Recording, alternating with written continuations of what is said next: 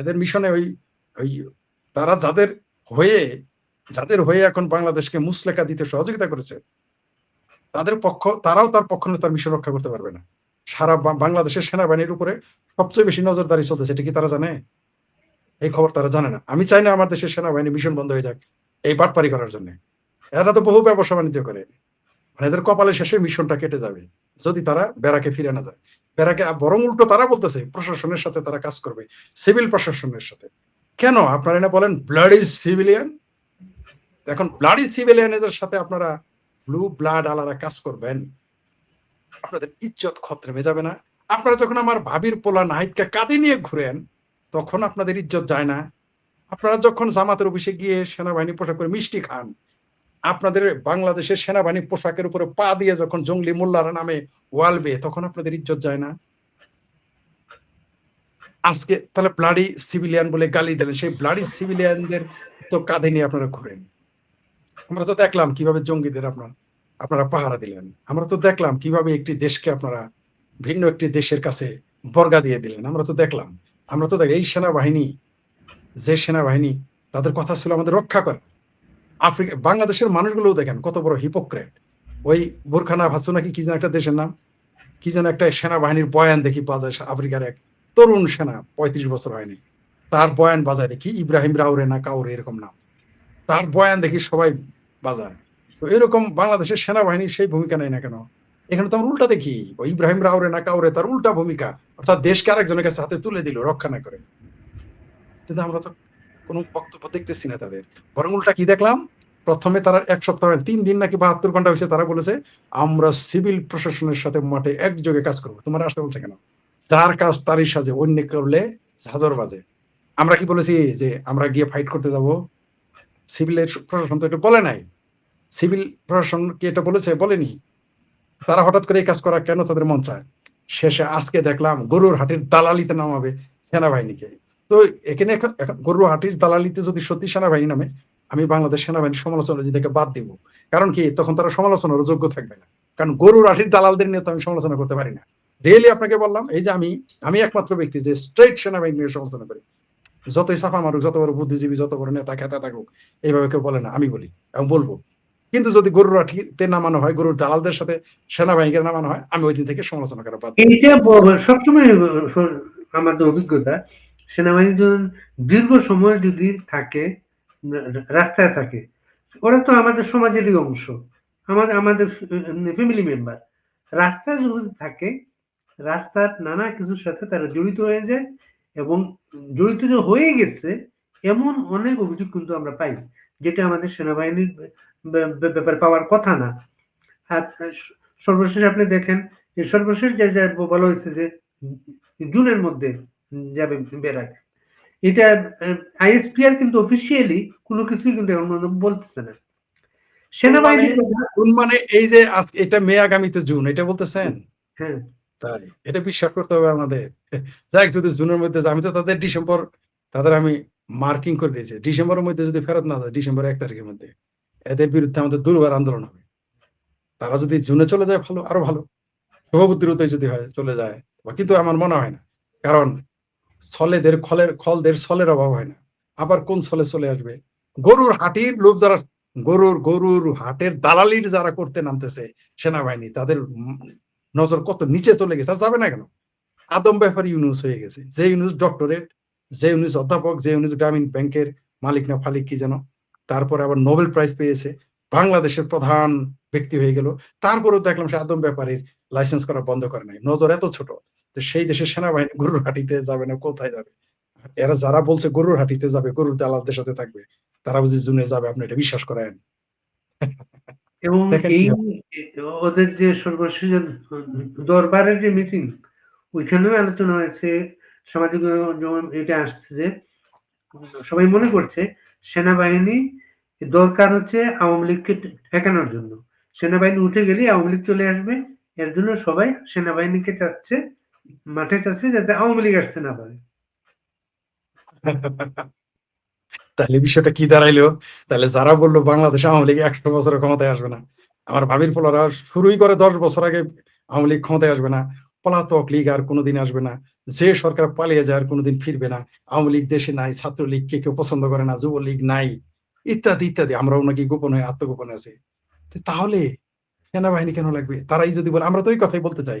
এই কথাটাই তো আমরা বলেছি যে সেনাবাহিনীকে রাখা হয়েছে এই সরকারকে পাহারা দেওয়ার জন্য, এই মুসলেকা সরকারকে পাহারা দেওয়ার জন্য। বাংলাদেশ সেনাবাহিনী তো আর এখন না, এখন তো ওয়াকার বাহিনী, পাকিস্তানের সাব কমিটি এটা আর কি। এটা তো বাংলাদেশ সেনাবাহিনী নেই এখন, এখন পাকিস্তানের সাব কন্ট্রাক্টরে নিয়েছে বাংলাদেশের সেনাবাহিনী। এই বাংলাদেশের সেনাবাহিনী ওয়াকারের বাহিনী এখন, এখন আর আমাদের বাংলাদেশের সেনাবাহিনী, এই ওয়াকারের বাহিনী, তারা এই মুসলেকা সরকারকে পাহারা দিচ্ছে, মুসলেকা সরকারের বিরোধী দলকে পাহারা দিচ্ছে, মুসলেকা সরকারের সরকারি বিরোধী দলকে পাহারা দিচ্ছে, আমার ভাবির পোলাদের পাহারা দিচ্ছে, জুলাই জঙ্গিদের পাহারা দিচ্ছে, হেফাজতের জামাতি জঙ্গিদের পাহারা দিচ্ছে তারা। তো সেই জন্য তারা তো ভয় পাবেই, কারণ এরা চলে গেলেই সেনাবাহিনী আমাদের মুক্তিযুদ্ধের মাধ্যমে সৃষ্ট সেনাবাহিনী, সেই সেনাবাহিনী জাতির পিতা বঙ্গবন্ধুর ভাস্কর্যটাকে সেই কিন্তু ভাঙ্গায় নেতৃত্ব দিয়েছে। এটা মনে করে দেওয়ার জন্য ধন্যবাদ, যে তারা নিজের হাতে ভেঙেছে। শুধু তা না, তাদের যে সেনাবাহিনীর যে বীর, তার পুরস্কার প্রাপ্ত বা যারা খেতাব প্রাপ্ত, তাদের কিন্তু ভাস্কর্য সেনাবাহিনী ভেঙেছে, আমরা দেখেছি। 32 নম্বর তো ভেঙেছেই, তাদেরটাও তারা ভেঙেছে, এটা আমরা দেখেছি। তো ভাঙবেই তো, কারণ এই সেনাবাহিনী আপনি বলেন না মুক্তিযুদ্ধের মাধ্যমে মুরব্বী, আমরা কিন্তু এই মুক্তিযোদ্ধাদের এই সেনাবাহিনী মুক্তিযোদ্ধাদের কিন্তু জামাতের সাথে গাইঠি বিরিতে দেখতেছি। একজন অলরেডি ঘোষণা দিয়ে মেজর আখতারুজ্জামান জামাতে চলে গেছেন, কর্নেল ওলি আশপাশ দিয়ে ঘুরে। এগুলো তো গুপ্ত ছিল, আর গুপ্ত কত আছে আমরা তো জানি না। সেনাবাহিনী, বাংলাদেশে পুলিশ বাহিনী সর্বপ্রথম আক্রান্ত হয়েছে। পুলিশ বাহিনীর উপরে সবচাইতে বেশি ৭১ নির্যাতন শুরু হয়েছে তাদের উপর দিয়ে, এবং সেই পুলিশ বাহিনীকে আবার 2024-এর 5ই আগস্টের সন্ত্রাসীরা জ্বালিয়ে পুড়িয়ে দিয়েছে। সুতরাং সেনাবাহিনীকে অত নাম্বার দিয়েন না। সেনাবাহিনী যদি মুক্তিযুদ্ধের পক্ষে থাকতো তাহলে তো মিশরের মতো হতো, এখানে মৌলবাদী শক্তিকে উচ্ছেদ করে দিত, স্বাধীনতা বিরোধী শক্তিকে উচ্ছেদ করতো। আমরা তো উল্টা দেখতেছি, সেনাবাহিনী যদি মুক্তিযুদ্ধের মাধ্যমে গড়ে উঠে থাকে এই বাংলাদেশের ওয়াকার বাহিনী, তাহলে বঙ্গবন্ধুকে হত্যা করেছে কারা? খোদ জিয়াউর রহমান যে সেনাবাহিনীর ভিতর থেকে এসে তাকে মেরে ফেলেছে কারা? তাকে তো আপনি মারেন নাই, আমরা মারি নাই। জিয়াকে কে মেরেছে? আওয়ামী লীগ মেরেছে? ভারত থেকে শুভেন্দু অধিকারী এসে মেরেছে? এই ফেসবুক লাইভে এসে বর্তমানে জামাতে যোগ দেওয়া মেজর আখতারুজ্জামান বলেছেন, খালেদা জিয়ার প্রায় প্রধান উপদেষ্টাদের একজন, বিএনপির চেয়ারপারসন উপদেষ্টা মেজর আখতারুজ্জামান বলেছিলেন জিয়াউর রহমানকে জামাতিরা মেরেছে, জিয়াউর রহমানকে জামাতের রুকনেরা মেরেছে, মেজর মঞ্জুর জামাতের রুকন ছিল।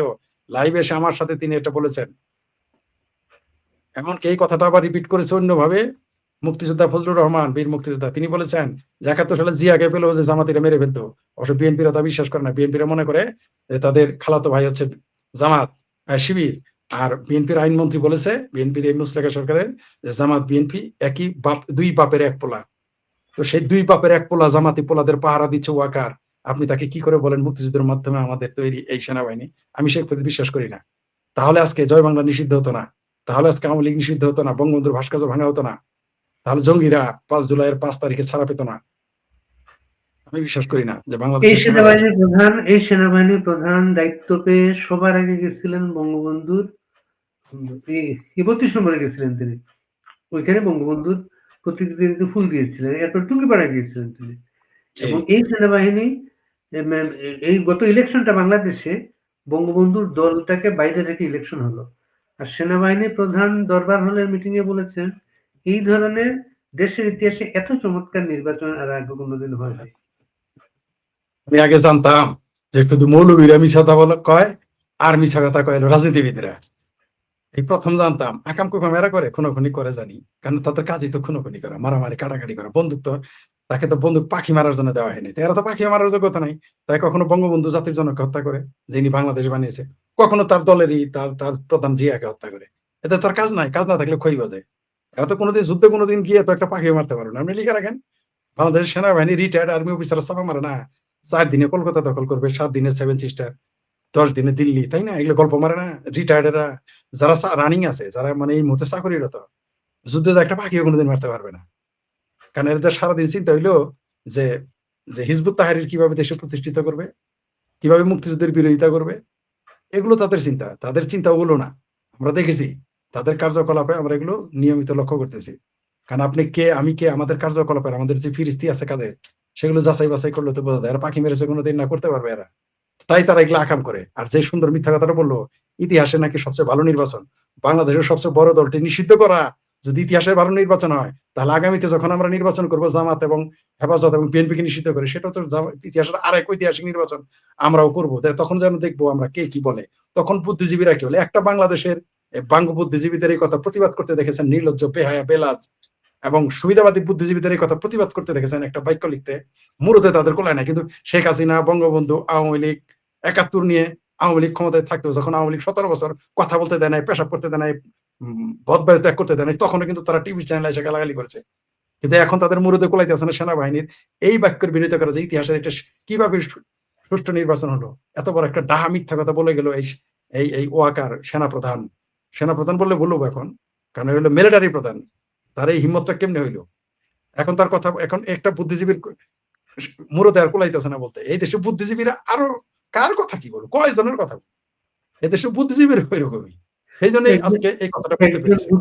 একজন বুদ্ধিজীবী এই যে রাশেদ আল মাহমুদ তিতুমির, তার উত্থান ঘটেছে মার্কিন সাম্রাজ্যবাদের সমালোচনা করে বদরুদ্দিন উমরের সংগঠনের হাত ধরে। তিনিও আজকে বলেছেন এই বাণিজ্য চুক্তিটা, বাণিজ্য চুক্তির সম্মান দেখানো উচিত, শ্রদ্ধা দেখানো উচিত এই বাণিজ্য চুক্তিটা। কে বলেছেন এটা? আরেকটু নামটা বলেন, দর্শক জানুক। রাশেদ আল মাহমুদ তিতুমির। ও বাপরে, এত বড় বীর চিঙ্গবাম। হ্যাঁ, আমরা তো দেখেছি। তো শুধু তাই না, ওই ইয়ার আবার আরেকজন বলছে যে এই চুক্তিতে ভালো কিছু আছে, আমাদের দেখতে হবে। আরেকজন বলছে এটা, আমরা আবার বলছে আমরা এটা বাদ দিতে পারবো না। সিংহবামেরা দালালি করবে যারা, তারা তো এগুলো পাবে। এখন আমেরিকা খুব ভালো হয়ে গেছে। আওয়ামী লীগ আমলে দেখুন কি চেঁচামেচি, বাবা রে বাবা, মার্কিন সাম্রাজ্যবাদের বিরুদ্ধে কি তাদের গলা। এখন সেই গলা কোথায় গেছে? সেই গলার ভিতরে কলা ঢুকিয়ে দিছে কারা, যে থেমে গেছে। মানে এদের এই দেশের সিংকুবামেরা যে কত বড় ভণ্ড। 2024-এ শুধু জামাত, হেফাজত, সেনাবাহিনী বা আওয়ামী লীগের ভিতরে থাকা গুপ্ত সুপ্ত এদের আমরা চিনতে পেরেছি তা না, আমরা এইবার বামদেরও চিনতে পেরেছি। এরা কত বড় ভণ্ডের বাচ্চা ভণ্ড, এরা কত বড় নিমুখ হারাম, এরা কত বড় বদমাইশ। এরা আসলে জামাত না করিতে পারিয়া তাহারা চক্ষু লজ্জায় তাহারা বামপন্থী হয়, প্রমাণ হয়ে গেছে।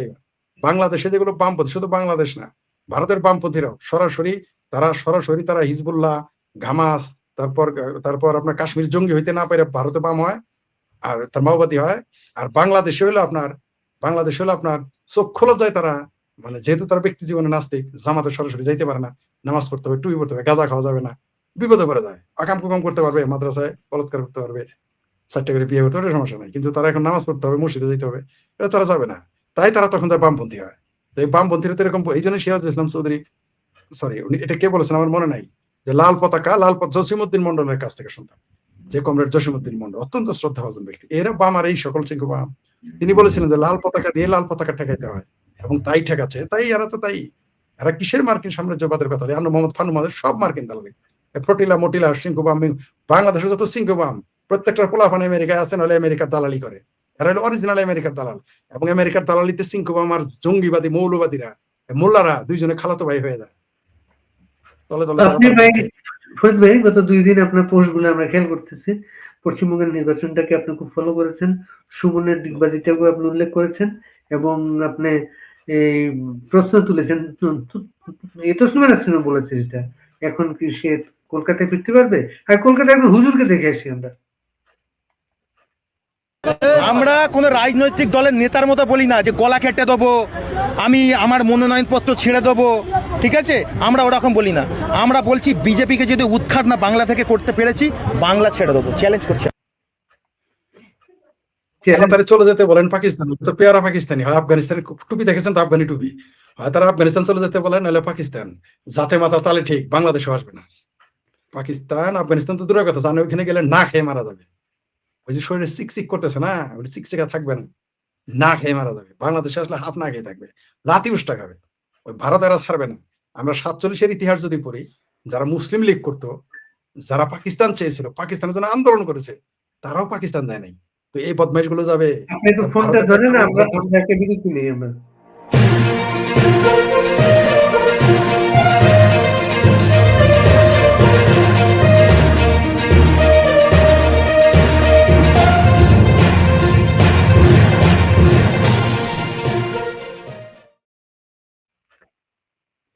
ফরিদ ভাই, এই যে সুমনের ব্যাপারটা আপনি দেখলেন, কিভাবে ডিগবাজিটা, কোনো পরিবর্তন আসবে মনে করেন পশ্চিমবঙ্গে? পরিবর্তন আসবে। পরিবর্তন আসছে কেমন বুঝেন না? যেই লোকটা বলেছিল যে একদিন মমতার নামে মন্দির হবে, মমতাকে পুজো করবে, মমতাকে আল্লাহ খোদা বানায় ফেলছিল এই সুমন, ডিগবাজি সুমন। সেই ডিগবাজি সুমন এখন বলতেছে না যে আমি তো তৃণমূল ইলেকশন করতে চাই না, আমাকে জোর করে হাত পা ধরে তারা তৃণমূলে নিয়ে গিয়েছিল। এই পরিবর্তন 24 ঘন্টা না যেতে কি পরিবর্তন আসছে না? মানে অবশ্যই আসবে। মমতার সবচেয়ে খাস ভক্ত, সবচেয়ে ভালো কুকুর, উত্তম কুকুর, সর্বশ্রেষ্ঠ কুকুর এখন উল্টে গেছে এই সুমন ভট্ট নাকি কি, যাই হোক, সুমন আচারিয়া নাকি ফাসারিয়া এগুলো জানি না। এই বদমাইশ যে সকালে হিন্দু, বিকেলে নাস্তিক, সন্ধ্যায় আবার হিন্দু, পরের দিনে আবার আরেকটা, তারপরে আবার আরেকটা। সে না বলেছিল বাংলাদেশে আসতে বলেন তাকে, বাংলাদেশে থাকে কেন কলকাতায়, বাংলাদেশে আসতে বলেন, ওয়েলকাম, আসেন বাংলাদেশে। আইসে দেখি ইন্দিরা রোডে গিয়ে একটু শুয়োর আর গরুর মাংস মিশ্রণ করে খাইতে বলেন, দেখি কয়টা উস্তা দিয়ে আবার পাঠায় দেয়। এত না, এরা কত বড় দালাল দেখেন। 5 তারিখে নির্বাচন, 6 তারিখ হয় বলে ফেলছে যে মমতার চিনে না। কত বড় দালাল! এর একেবারে কিংবদন্তি শিল্পী। এই সমস্ত মানুষগুলো তো বেহায়া হয় কেমনে?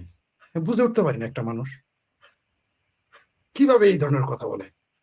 মানে এরা আসলে কারা? এদের আসলে কোনো আদর্শ নাই। যদি থাকতো এরকম করতো না। কিভাবে সে এখনই বলে মমতাকে তৃণমূল কেসে তাকে জোর করে নমিনেশন দিতে।